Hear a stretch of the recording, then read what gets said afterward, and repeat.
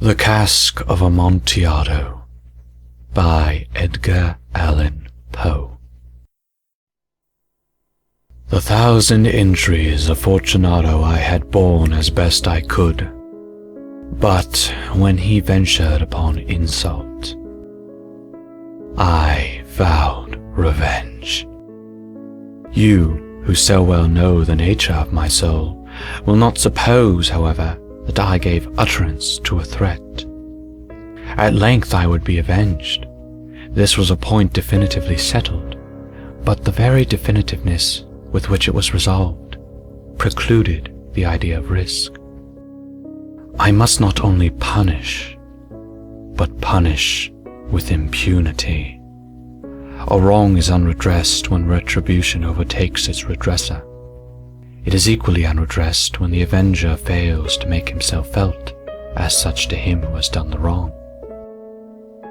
It must be understood that neither by word nor deed had I given Fortunato cause to doubt my goodwill. I continued, as was my wont, to smile in his face, and he did not perceive that my smile now was at the thought of his immolation. He had a weak point, this Fortunato, although in other regards he was a man to be respected, and even feared.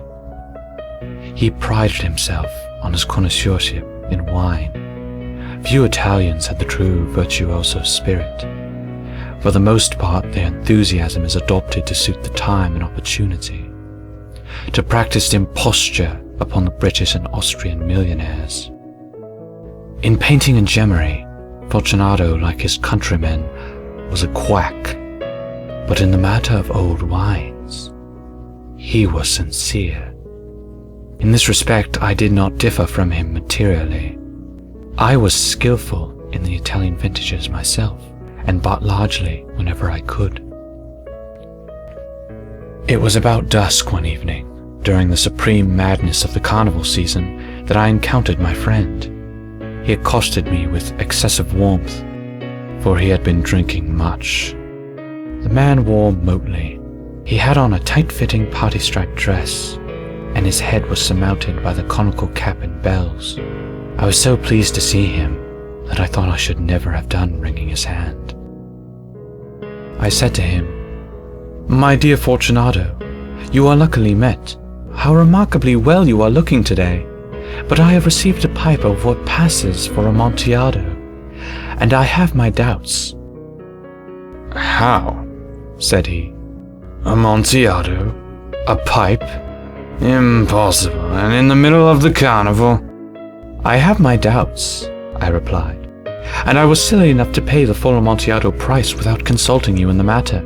You were not to be found, and I was fearful of losing a bargain." "Amontillado? I have my doubts. Amontillado? And I must satisfy them. Amontillado! As you are engaged, I am on my way to Lucchesi. If anyone has a critical turn, it is he.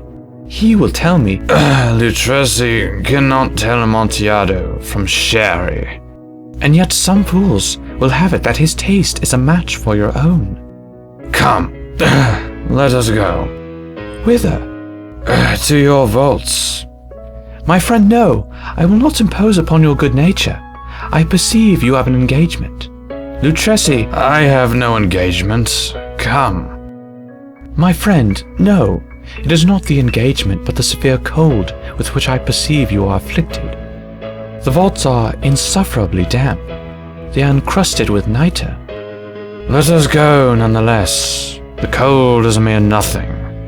Amontillado, you have been imposed upon.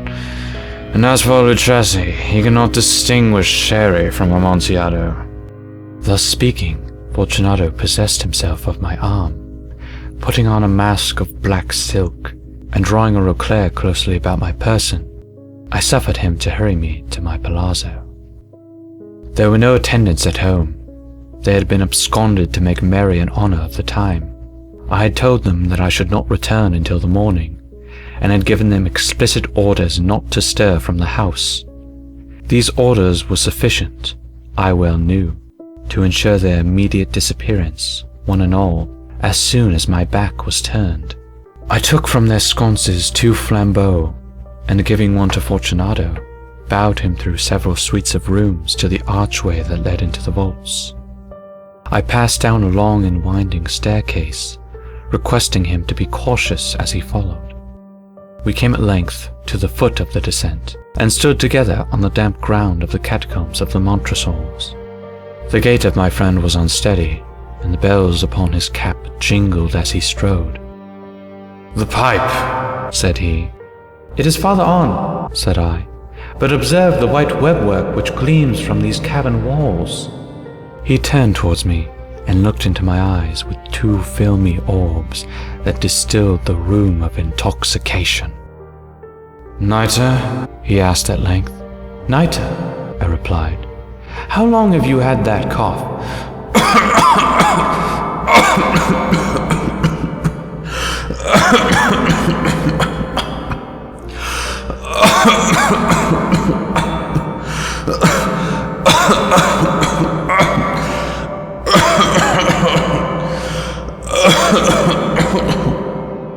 My poor friend found it impossible to reply for many minutes.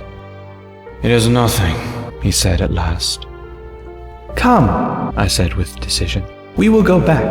Your health is precious. You are rich, respected, admired, beloved.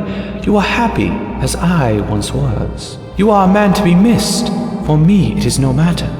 We will go back. You will be ill, and I cannot be responsible. Besides, there's Lucchesi." "Enough," he said. "The cough is a mere nothing. It will not kill me. I shall not die of a cough." True, I replied, "and indeed I have no intention of alarming you unnecessarily. But you should use all proper caution. A draught of this Medoc will defend us from the damps." Here I knocked off the neck of a bottle which I drew from a long row of its fellows that lay upon the mould. "Drink," I said, presenting him the wine.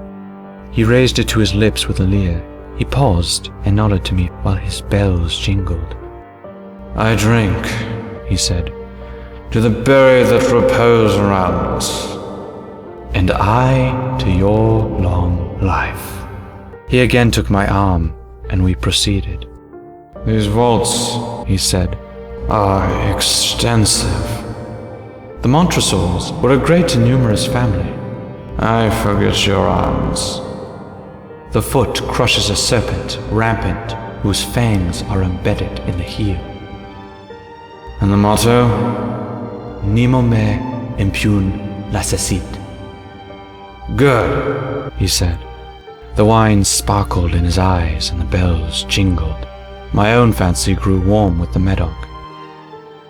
We had passed through walls of piled bones, with casks and puncheons intermingling, into the inmost recesses of the catacombs. I paused again, and this time I made bold to seize Fortunato by an arm above the elbow. "The nitre," I said. "See, it increases. It hangs like moss upon the vaults. We are below the river's bed. The drops of moisture trickle among the bones. Come, we will go back ere it is too late. Your cough." "It is nothing," he said. "Let us go on, but first, another draught of the Medoc." I broke and reached him a flagon of de Grave. He emptied it at a breath. His eyes flashed with a fierce light. He laughed and threw the bottle upwards with a gesticulation I did not understand. I looked at him in surprise. He repeated the movement, a grotesque one. "You do not comprehend?" he said. "Not I," I replied. "Then you are not of the Brotherhood." "How?" "You are not of the Masons." Yes, I said. Yes. "You? Impossible. A Mason?" "A Mason," I replied. "A sign." "It is this," I answered, producing a trowel from beneath the folds of my roquelaire. "You jest," he exclaimed, recoiling a few paces. "But let us proceed to the Amontillado." "Be it so," I said, replacing the tool beneath the cloak and again offering him my arm. He leaned upon it heavily. We continued our route in search of the Amontillado. We passed through a range of low arches, descended, passed on, and descending again, arrived at a deep crypt, in which the foulness of the air caused our flambeau rather to glow than flame. At the most remote end of the crypt, there appeared another less spacious. Its walls had been lined with human remains, piled to the vault overhead, in the fashion of the great catacombs of Paris. 3 sides of this interior crypt were still ornamented in this manner. From the 4th side, the bones had been thrown down, and lay promiscuously upon the earth, forming at one point a mound of some size. Within the wall thus exposed by the displacing of the bones, we perceived a still interior recess, in depth about 4 feet, in width 3, in height 6 or 7. It seemed to have been constructed for no especial use within itself, but formed merely the interval between 2 of the colossal supports of the roof of the catacombs, and was backed by one of the walls of solid granite. It was in vain that Fortunato, uplifting his dull torch, endeavored to pry into the depth of the recess. Its termination the feeble light did not enable us to see. "Proceed," I said. "Herein is the Amontillado. As for Lucchesi—" "He is an ignoramus," interrupted my friend, as he stood unsteadily forward, while I followed immediately at his heels. In an instant, he had reached the extremity of the niche, and finding his progress arrested by the rock, stood stupidly bewildered. A moment more and I had fettered him to the granite. In its surface were 2 iron staples, distant from each other about 2 feet horizontally. From one of these depended a short chain, from the other a padlock. Throwing the links around his waist, it was but the work of a few seconds to secure it.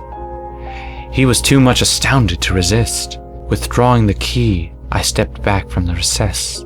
"Pass your hand," I said. "Over the wall you cannot help feeling the nitre. Indeed, it is very damp. Once more, let me implore you to return." "No? Then I must positively leave you here. But I must first render you all the little attentions in my power." "The Amontillado!" ejaculated my friend, not yet recovered from his astonishment. "True," I replied. "The Amontillado." As I said these words, I busied myself among the pile of bones of which I had before spoken. Throwing them aside, I soon uncovered a quantity of building stone and mortar. With these materials, and with the aid of my trowel, I began vigorously to wall up the entrance of the niche. I had scarcely laid the first tier of the masonry when I discovered that the intoxication of Fortunato had in a great measure worn off. The earliest indication I had of this was a low moaning cry from the depth of the recess. It was not a cry of a drunken man. There was then a long, obstinate silence. I laid the 2nd tier, and the 3rd, and the 4th, and then I heard the furious vibrations of the chain. The noise lasted for several minutes, during which, that I might hearken to it with the more satisfaction, I ceased my labors and sat down upon the bones. When at last the clanking subsided, I resumed the trowel and finished without interruption the 5th, the 6th, and the 7th tier. The wall was now nearly upon the level of my breast. I again paused, and holding the flambeau of the masonwork, threw a few feeble rays upon the figure within. A succession of loud and shrill screams, bursting suddenly from the throat of the chained form, seemed to thrust me violently back. For a brief moment I hesitated. I trembled. Unsheathing my rapier, I began to grope with it about the recess, but the thought of an instant reassured me. I placed my hand upon the solid fabric of the catacombs, and felt satisfied. I reapproached the wall, and replied to the yells of him who clamored. I re-echoed, I aided, and I surpassed them in volume and in strength. I did this, and the clamor grew still. It was now midnight, and my task was drawing to a close. I had completed the 8th, the 9th, and the 10th tier. I had finished a portion of the last and the 11th. There remained but a single stone to be fitted and plastered in. I struggled with its weight. I placed it partially in its destined position. But now there came from out the niche a low laugh that erected the hairs upon my head. It was succeeded by a sad voice, which I had difficulty in recognizing as that of the noble Fortunato. The voice said, "A very good joke indeed, an excellent jest. We shall have many a rich laugh about it at the palazzo. Over our wine." "The Amontillado," I said. "Yes, the Amontillado. But is it not getting late? Will not they be awaiting us at the palazzo? The Lady Fortunato and the rest. Let us be gone." "Yes," I said. "Let us be gone." "For the love of God, Montresor!" "Yes," I said. "For the love of God." But to these words I hearkened in vain for a reply. I grew impatient. I called aloud, "Fortunato!" No answer. I called again, "Fortunato!" No answer still. I thrust a torch through the remaining aperture and let it fall within. There came forth in reply only a jingling of the bells.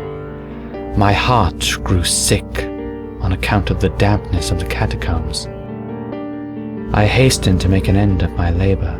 I forced the last stone into its position. I plastered it up. Against the new masonry I re-erected the old rampart of bones. For the half of a century, no mortal has disturbed them. In pace requiescat.